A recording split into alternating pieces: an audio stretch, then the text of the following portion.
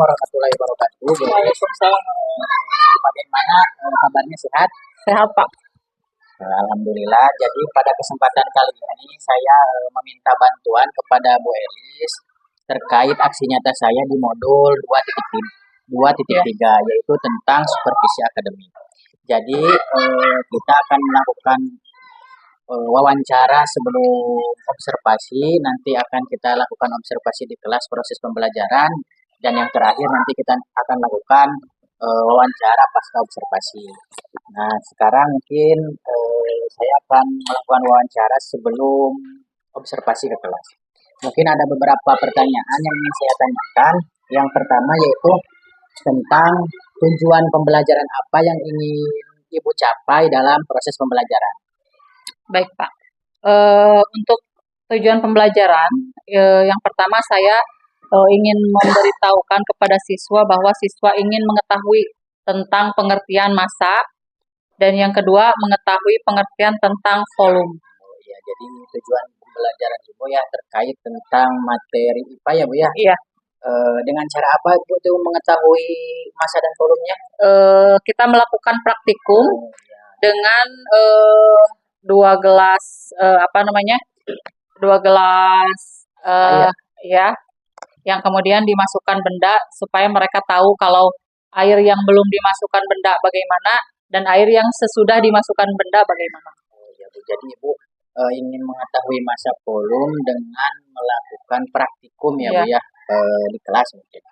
Nah, yang kedua, area apa saja yang ingin hendak Ibu capai dalam proses pembelajaran tersebut? Area maksudnya gimana, Pak? Apa saja yang ingin dicapai gitu kepada yang ingin dicapai itu saya mengharapkan setelah pembelajaran itu siswa bisa mandiri, kemudian dengan presentasi bisa menjadi percaya diri, kemudian kerjasama karena diadakan diskusi. Jadi Ibu ada 3 poin yang ingin dicapai ya. Tadi ada bentuk kemandirian. Dalam bentuk apa tuh Bu kemandiriannya? Kemandirian ya dengan menonton video, ya. Proses melihat video pembelajaran. Mungkin percaya diri dalam presentasi. Siswa dalam ke depan siap untuk melaksanakan presentasi terkait materi yang LKPD yang sudah saya bagikan dan mereka kerjakan. Yang terakhir itu tadi kerjasama karena mereka ini saya lakukan diskusi dibagi menjadi 3 kelompok. Jadi dalam kelompok tersebut mereka harus adanya kerjasama dalam pembelajaran. Ya, bagus sekali ya Bu. Yang terakhir, strategi apa nih yang dipersiapkan dalam proses pembelajaran tersebut Bu? Setelah tadi saya jelaskan ya bahwa yang pertama saya mengadakan praktikum atau praktek kepada siswa supaya siswa tahu jelas bagaimana massa dan volume itu. Kemudian setelah dilakukan praktikum dan mereka melihat serta melaksanakan praktek tersebut, kemudian mereka mempresentasikan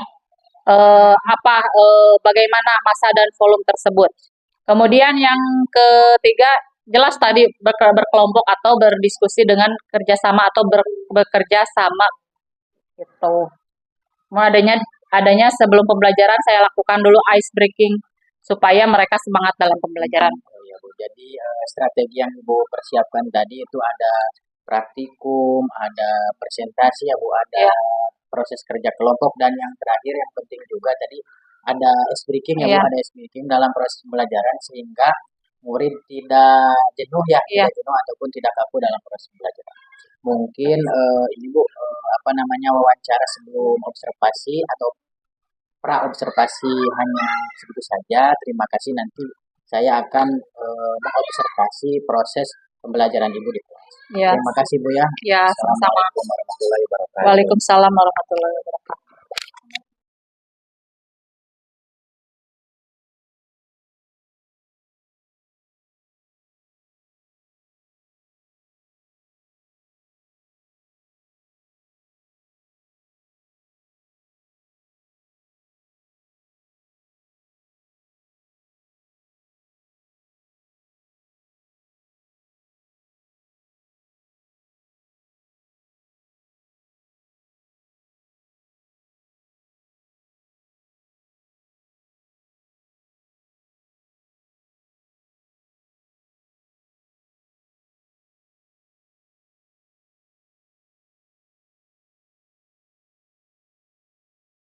Assalamualaikum Bu Elis.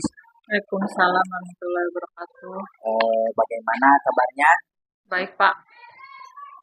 Alhamdulillah dalam kesempatan kali ini kita bisa berjumpa lagi. Mungkin ini lanjutan dari pertemuan kemarin. Kita telah melakukan observasi, kemudian ada juga praobservasi. Nah, di sini kita akan melakukan pasca observasi. Tujuannya apa? Tujuannya mungkin ingin melihat sejauh mana dampak pembelajaran yang Ibu lakukan kepada peserta didik, apakah sudah terpenuhi atau belum gitu ya, seperti itu.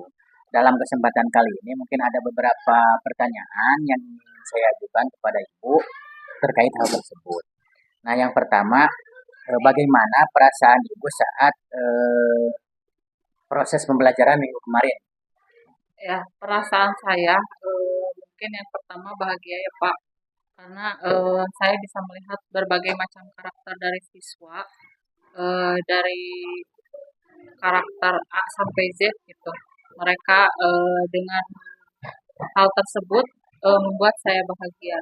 Kemudian dalam pembelajaran mereka terlihat sangat antusias dan sangat apa namanya sangat lebih bersemangat gitu Pak ya dalam pembelajaran karena yang akan kita pelajari itu mereka belum paham dan belum tahu gitu. Jadi mereka terlihat sangat bersemangat.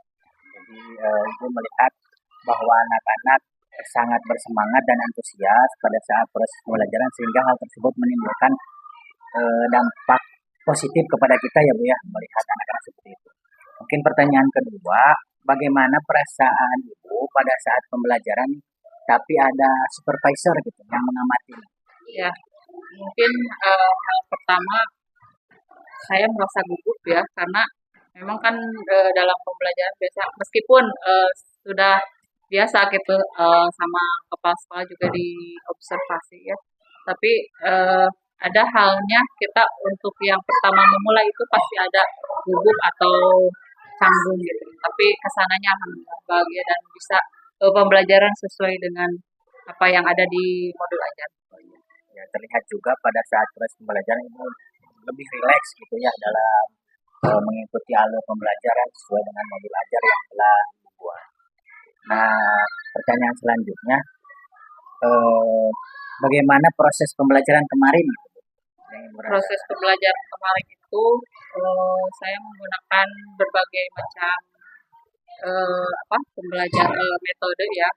Ada yang melihat video pembelajaran, kemudian ada praktikum juga karena di sini saya mengambilnya bahasa Indonesia tapi membahas tentang IPAS gitu.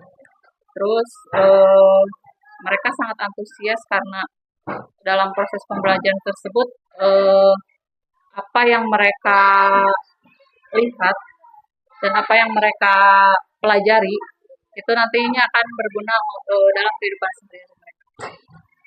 Jadi saya juga lihat dalam catatan saya kemarin waktu proses pembelajaran telah melakukan yang Ibu jelaskan tadi, proses pembelajaran berdiferensiasi gitu ya Bu. Ada dari konten, kalau saya lihat ada praktek, kemudian menayangkan video juga gitu.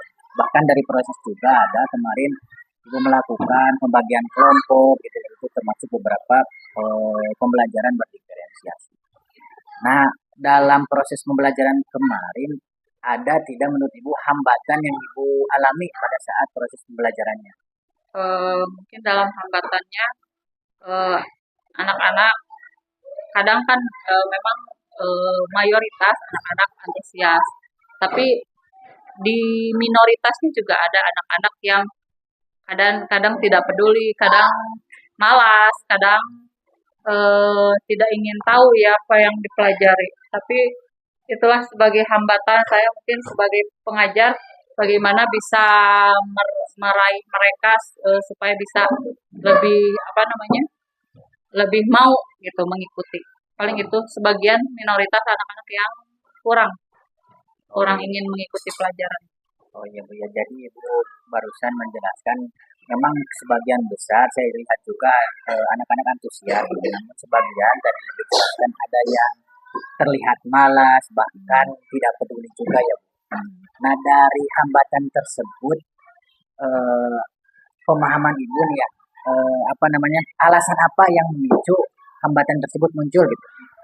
Seperti anak Mungkin malas. karena anak-anaknya kalau apa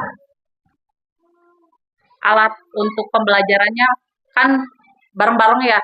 Jadi kan Habib mah teka bagian gitu kan. Jadi kan ya udahlah di sini aja gitu. Itu mungkin yang memicu alasan mereka untuk tidak apa namanya tidak mengikuti seperti teman-teman yang lain. Jadi mungkin ada Alat itunya alat pembelajaran yang kurang. pembelajaran juga ada sehingga anak teh apa namanya Bukan alat pembelajaran.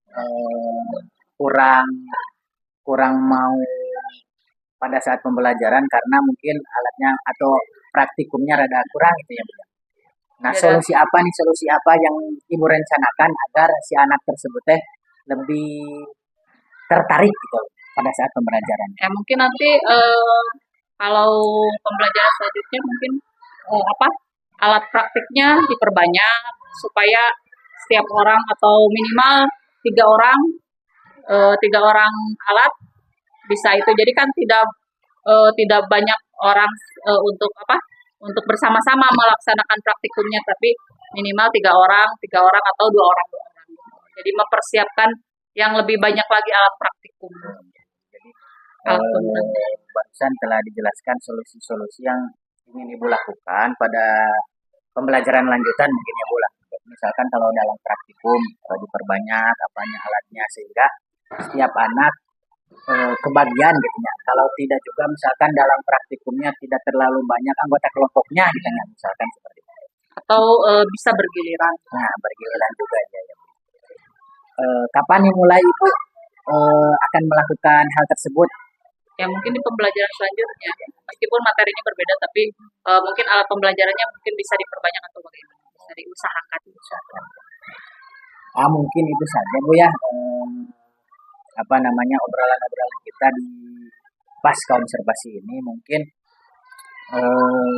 apa namanya ini sebagai bentuk agar proses pembelajaran ke depannya lebih baik juga meskipun kemarin juga sudah terlihat bagus dalam catatan saya juga Ibu telah melakukan proses pembelajaran berdiferensiasi, mampu apa namanya mengajak peserta didik untuk terlibat aktif.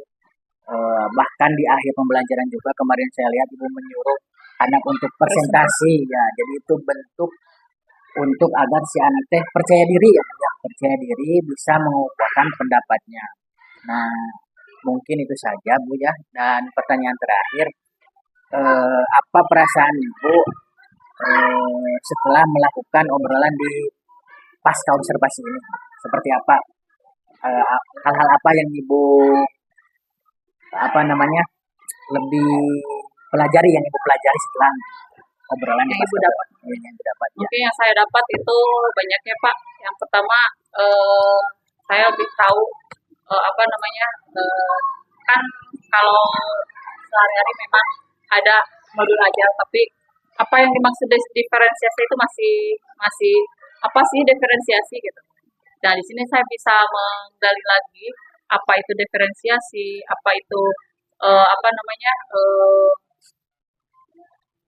proses pembelajaran yang menyenangkan gitu. Jadi di sini saya bisa mempelajarinya. Mungkin itu saja Bu ya. Terima kasih atas waktunya. Mudah-mudahan kita lebih baik dalam melaksanakan setiap tahapan dalam proses pembelajaran.